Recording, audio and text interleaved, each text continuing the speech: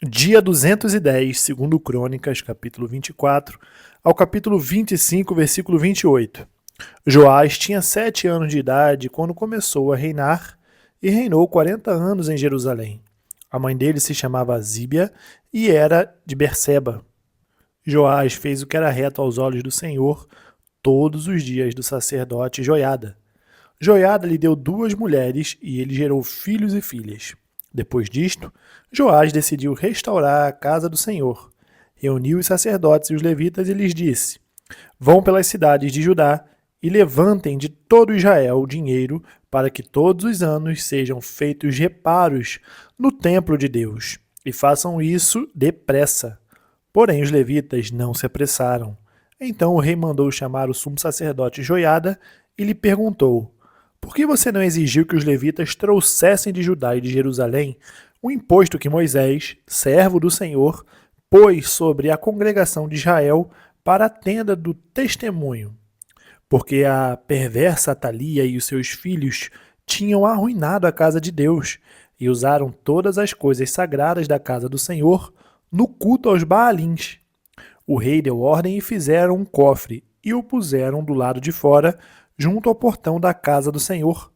Publicou-se em Judá e em Jerusalém que trouxessem ao Senhor o imposto que Moisés, servo de Deus, havia colocado sobre Israel no deserto.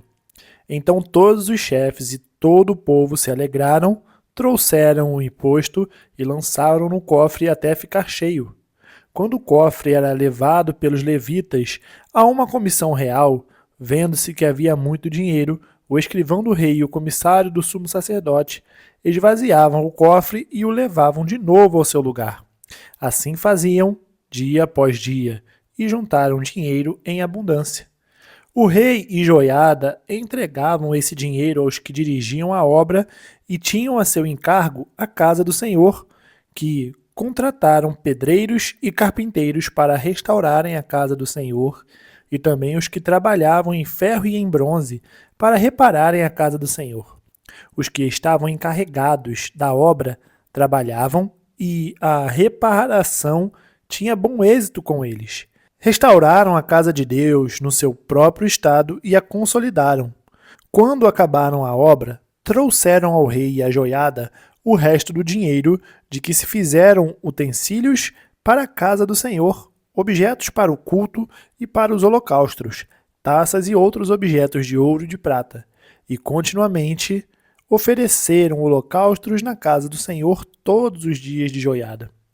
Joiada morreu após uma longa velhice.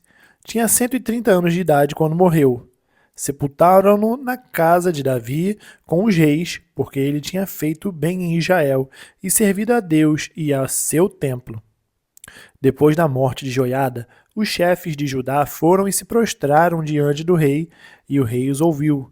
Então abandonaram a casa do Senhor, Deus de seus pais, e serviram os postes da deusa Aserá e aos ídolos. E por esta sua culpa veio grande ira sobre Judá e Jerusalém. Mas o Senhor lhes enviou profetas para os reconduzir a si. Estes profetas testemunharam contra eles, mas eles não quiseram ouvir. Então o Espírito de Deus se apoderou de Zacarias, filho do sacerdote Joiada. Ele ficou em pé diante do povo e lhes disse: Assim diz Deus, por que vocês estão transgredindo os mandamentos do Senhor? Vocês não vão prosperar. Por terem abandonado o Senhor, também ele os abandonará. Conspiraram contra ele e o apedrejaram, por ordem do rei, no pátio da casa do Senhor. Assim, o rei Joás não se lembrou de como Joiada, pai de Zacarias, tinha sido bondoso com ele e acabou matando o filho dele. Ao morrer, Zacarias disse: O Senhor verá isto e o retribuirá. Antes de se findar o ano, o exército dos sírios atacou Joás.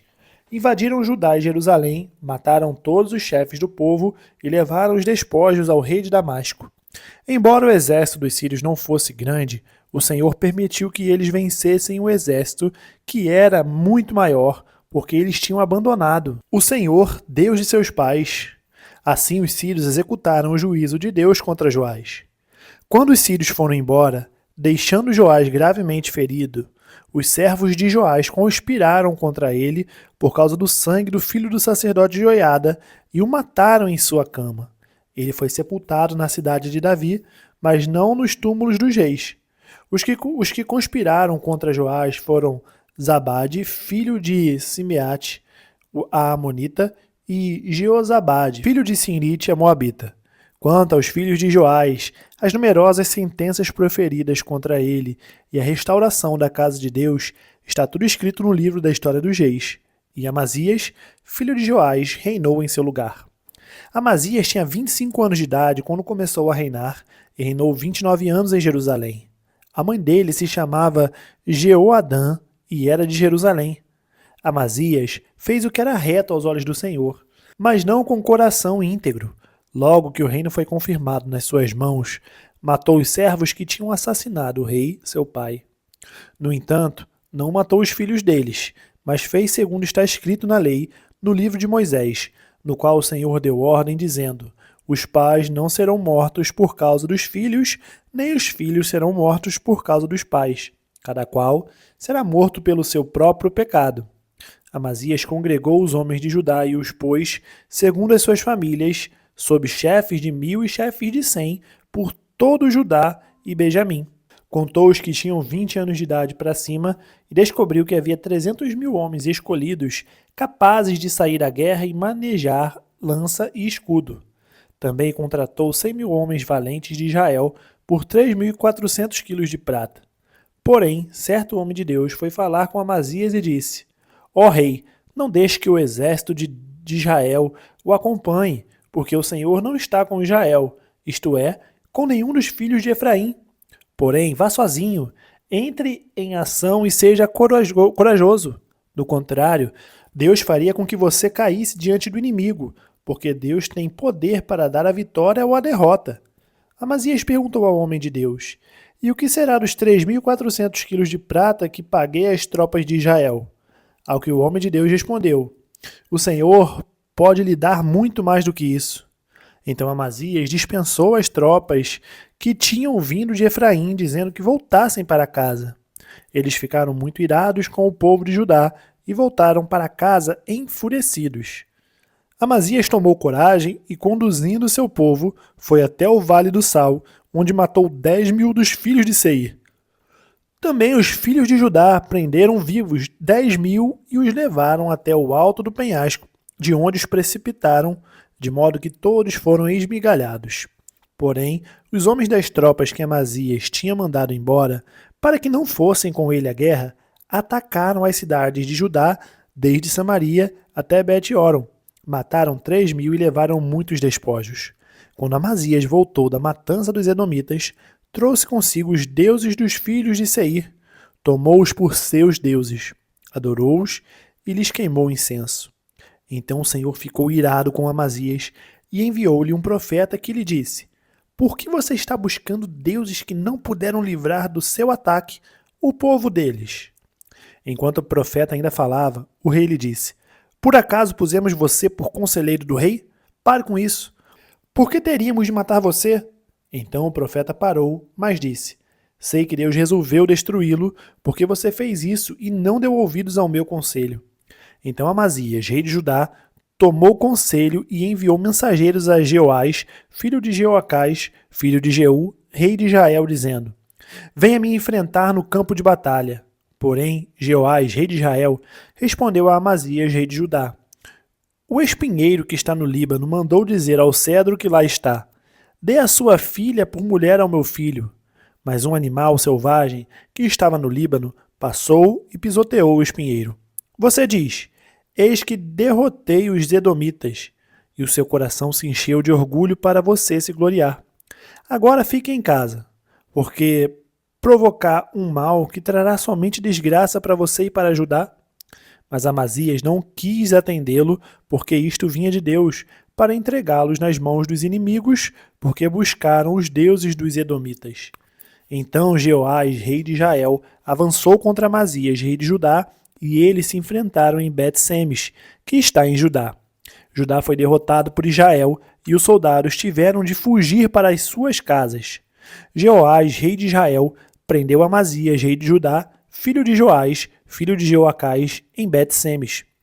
Levou-o a Jerusalém, onde derrubou uma parte da muralha da cidade, desde o portão de Efraim até o portão da esquina, numa extensão de mais ou menos 200 metros.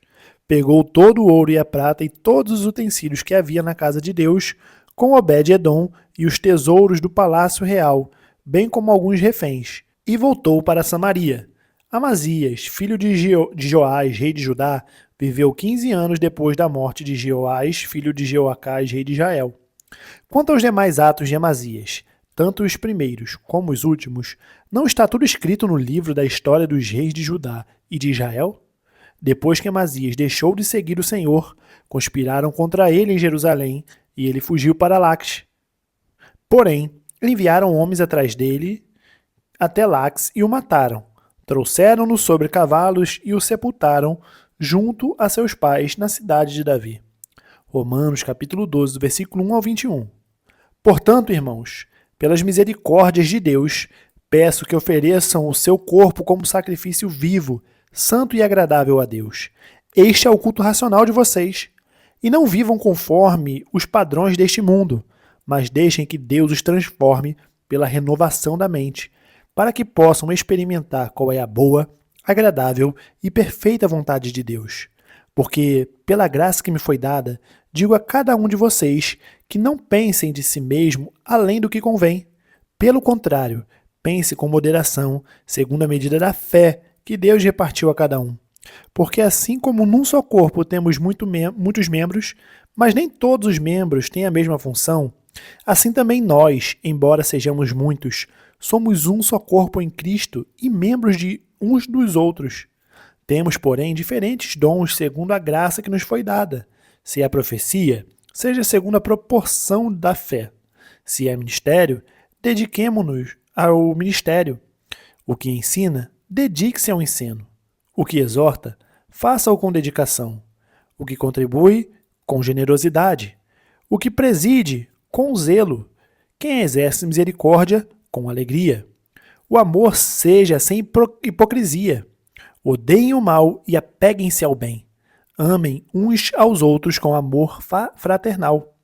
Quanto à honra, deem sempre preferência aos outros. Quanto ao zelo, não sejam preguiçosos. Sejam fervorosos de espírito, servindo o Senhor. Alegrem-se na esperança, sejam pacientes na tribulação e perseverem na oração. Ajudem a suprir as necessidades dos santos. Pratiquem a hospitalidade. Abençoe aqueles que perseguem vocês. Abençoem e não amaldiçoem. Alegrem-se com os que se alegram e chorem com os que choram. Tenham o mesmo modo de pensar de uns para com os outros. Em vez de serem orgulhosos, sejam solidários com os humildes. Não sejam sábios aos seus próprios olhos. Não paguem a ninguém mal por mal. Procurem fazer o bem diante de todos. Se possível, no que depender de vocês, vivam em paz com todas as pessoas. Meus amados, não façam justiça com as próprias mãos, mas deem lugar à ira de Deus, pois está escrito: a mim pertence a vingança. Eu é que retribuirei, diz o Senhor. Façam o contrário. Se o seu inimigo tiver fome, dê-lhe de comer. Se tiver sede, dê-lhe de beber, porque fazendo isto, você amontoará brasas vivas sobre a cabeça dele. Não se deixe vencer pelo mal, mas vença o mal com o bem.